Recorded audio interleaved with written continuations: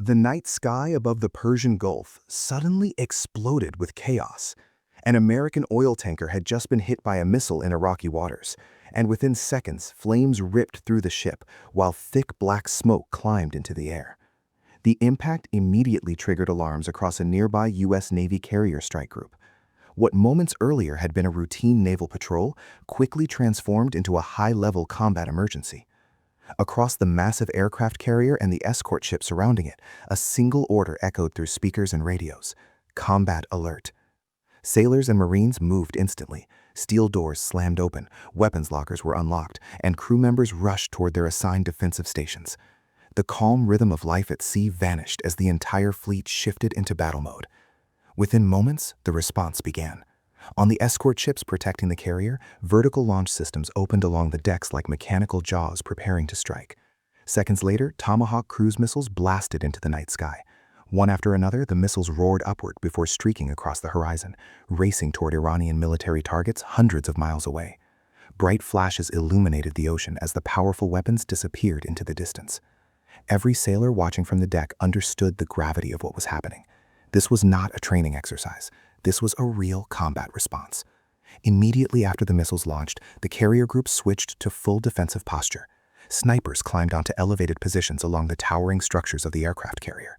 From those high vantage points, they aimed their rifles outward, scanning the surrounding waters for anything suspicious. Small boats, drones, helicopters, or aircraft approaching the fleet would be spotted immediately. Every inch of ocean around the carrier was being watched.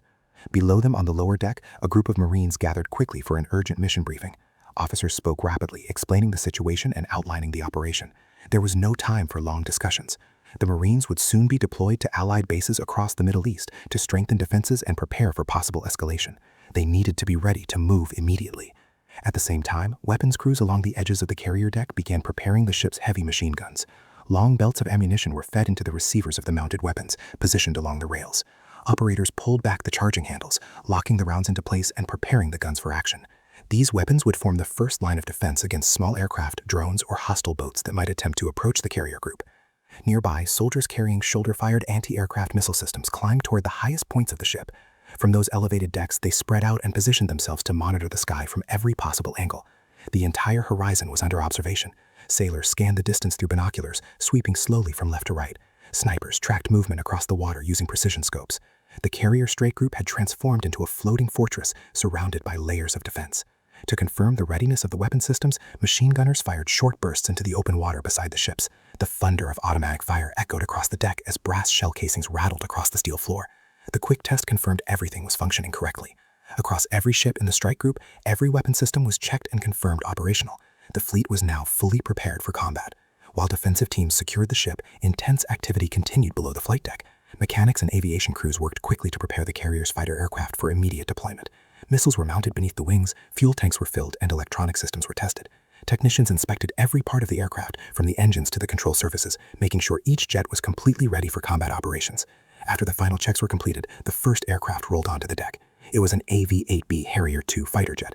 The pilot pushed the throttle forward and the powerful engine roared to life. The aircraft accelerated along the deck before lifting into the air and climbing rapidly into the night sky. Behind the Harrier, several A-18 Super Hornet fighter jets moved into position one after another.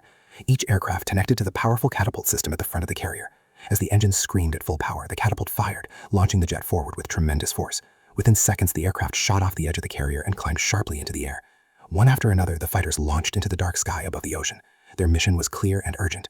First, they would intercept and destroy any incoming missiles that might be targeting the carrier strike group. Second, they would secure the airspace along the route the marine transport aircraft would soon use, ensuring safe passage through the region. Third, they would carry out strikes against enemy military infrastructure, such as radar systems, missile launchers, and command centers that could threaten coalition forces operating in the area. Back on the carrier deck, the Marines who had received their briefing began moving toward the aircraft that would transport them to their new positions.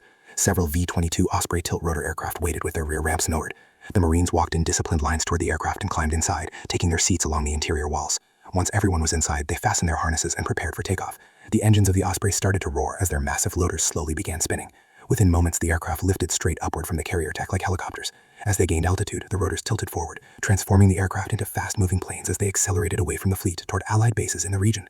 Nearby, another group of Marines boarded a military transport helicopter through the side door. Each soldier carried full combat gear, including rifles, body armor, ammunition, and heavy packs filled with equipment. The helicopter's engine powered up and the aircraft lifted into the air, following the same route as the Ospreys toward the operational zone. However, these transport aircraft would not travel alone.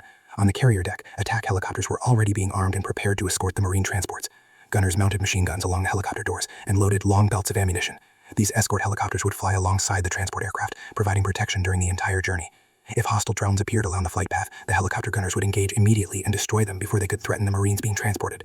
Back aboard the carrier strike group, the defensive preparations continued without pause. Machine gun crews rechecked their ammunition supplies, while missile defense teams confirmed that their systems were tracking properly. Radar dishes rotated constantly, scanning the skies and the surrounding ocean for any potential threats. Every lookout remained focused on the horizon. Every aircraft capable of flying was either already in the air or positioned on the deck ready for launch at a moment's notice. The entire strike group remained in maximum combat readiness as the situation in the Persian Gulf continued to escalate. Above the ocean, fighter jets roared through the darkness, while Marine transport aircraft raced toward forward bases across the region. Far beyond the horizon, missiles launched from the fleet were already closing in on their targets. For the sailors and Marines aboard the carrier group, one reality was now clear. The calm waters of the Persian Gulf had suddenly become the center of a rapidly unfolding military crisis, and every person aboard the fleet was now part of the operation that would shape what happened next.